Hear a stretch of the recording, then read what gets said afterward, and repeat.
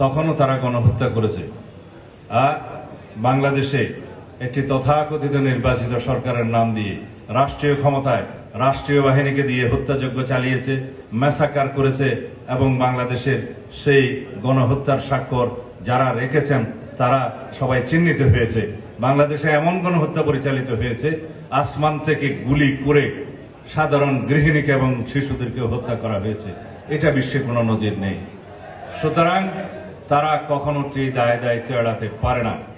খুবই যারা গণহত্যায় জড়িত ছিল, যারা এই দেশের সাধারণ মুক্তিকামী মানুষের উপরে পাক হানাদার বাহিনীর মতো আক্রমণ করে গণহত্যা চালিয়েছে, তাদেরও ন্যায় বিচার পাওয়ার অধিকার আছে। তাদেরকে আমরা বিচারের মুখোমুখি করব। আইসিটি একটা পরিবর্তন আনা হয়েছে এবং সন্ত্রাস বিরোধী আইনে পরিবর্তন আনা হয়েছে। আওয়ামী লীগকে দল হিসেবে বিচারের কাঠগড়ায় দাঁড় করানো যাবে। তদন্ত পরিচালনা করা হচ্ছে। তাদের বিরুদ্ধে আওয়ামী লীগকে রাজনৈতিক দল হিসেবে বিচারের মুখোমুখি করা যাবে। বাংলাদেশের সংবিধানের আর্টিকেল 47-এ সেটা বলা আছে, ব্যক্তি এবং সংগঠন উভয়েরই বিচার করা যাবে গণহত্যা এবং মানবতা বিরোধী অপরাধের দায়ে। সুতরাং বাংলাদেশের সকল কিছুরই হিসাব নেওয়া হবে, ন্যায় বিচার নিশ্চিত করা হবে। আমরা চাই আইনানুগ প্রক্রিয়ার মধ্য দিয়েই ফ্যাসিবাদী মাফিয়া সংগঠন আওয়ামী লীগের রাজনৈতিক ভাগ্য নির্ধারিত হোক। আমরা এক্সিকিউটিভ অর্ডারে, প্রশাসনিক আদেশে কোন রাজনৈতিক দলের রাজনীতি করাকে, নিষিদ্ধ করাকে আমরা সঠিক মনে করি না।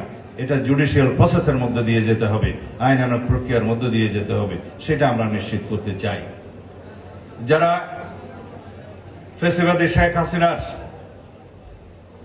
সংগঠন হিসেবে আওয়ামী লীগের দায়িত্ব নির্ধারণের জন্য আইনানুগ প্রক্রিয়া গ্রহণের পক্ষে মতামত ব্যক্ত করবেন, তাদের পক্ষে আমার একটা যুক্তি আছে।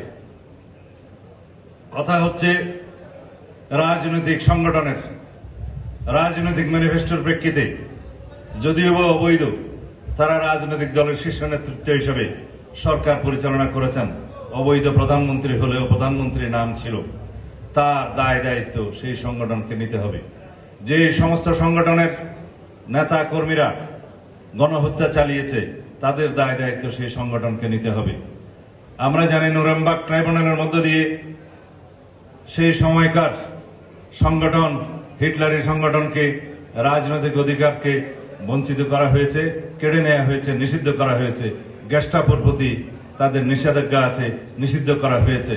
সেই সময় দ্বিতীয় বিশ্বযুদ্ধের সময়কাল ছিল, তখনও তারা গণহত্যা করেছে।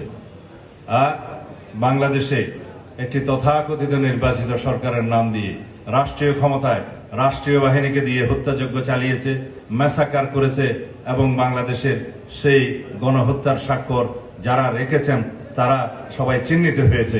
বাংলাদেশে এমন গণহত্যা পরিচালিত হয়েছে, আসমান থেকে গুলি করে সাধারণ গৃহিণীকে এবং শিশুদেরকে হত্যা করা হয়েছে। এটা বিশ্বে কোনো নজির নেই। সুতরাং তারা কখনো সেই দায়িত্ব এড়াতে পারে না। খুবই